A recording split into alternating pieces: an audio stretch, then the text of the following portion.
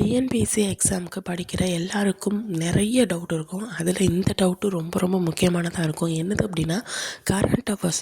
அதாவது வந்து இப்போ 1 இயர் வந்து எக்ஸாமுக்கு வந்து இருக்குது. ஒரு சாலிடாக பார்த்தீங்கன்னா ஒரு 9 மந்த் அப்படிக்கிட்ட இருக்குது இல்லைங்களா?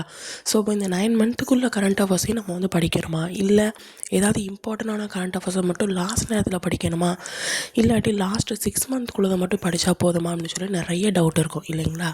ஸோ இதுக்கான சொல்யூஷன் என்னது அப்படின்னா, நான் என்ன கேட்டிங்கன்னா நான் சொல்கிறது என்னென்னா, நீங்கள் இப்போத்துலேருந்து கொஞ்சம் கொஞ்சமாக படிக்க ஆரம்பிச்சிங்க அப்படின்னா கண்டிப்பாக உங்களுக்கு பின்னாடி யூஸ்ஃபுல்லாக இருக்கும். இது ஓகேங்களா?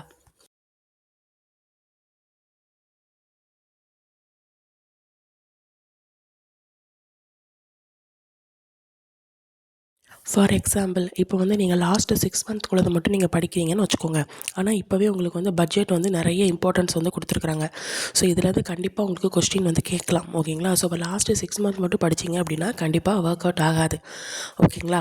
ஸோ நெக்ஸ்ட் வந்து பார்த்திங்கன்னா, இப்போ 1 இயருக்கு நீங்கள் படிக்கிறீங்க அப்படின்னா நீங்கள் கொஞ்சம் கொஞ்சமாக படிக்கும்போது உங்களுக்கு லாஸ்ட் டைமில் ரிவிஷனுக்கு ரொம்ப யூஸ்ஃபுல்லாக இருக்கும்.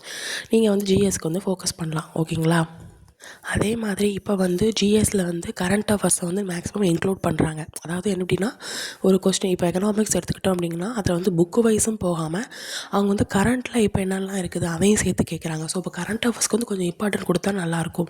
ஓகேங்களா? ஸோ ஜிஎஸ் அப்படின்னு சொல்லி போகும்போது உங்களுக்கு கரண்ட் அஃபேர்ஸ் அப்படிங்கிறது வந்து உள்ளே இன்க்ளூட் ஆக தான் செய்யும். ஓகேங்களா? ஸோ நம்ம அதுக்கு இம்பார்ட்டன்ட் கொடுத்து தான் ஆகணும். அதுவும் இப்போத்துலேருந்து நீங்கள் கொடுக்க ஆரம்பிச்சிட்டிங்க அப்படின்னா உங்களுக்கு பின்னாடி வந்து ரிவிஷன் பண்ணதுக்கு ரொம்ப யூஸ்ஃபுல்லாக இருக்கும்.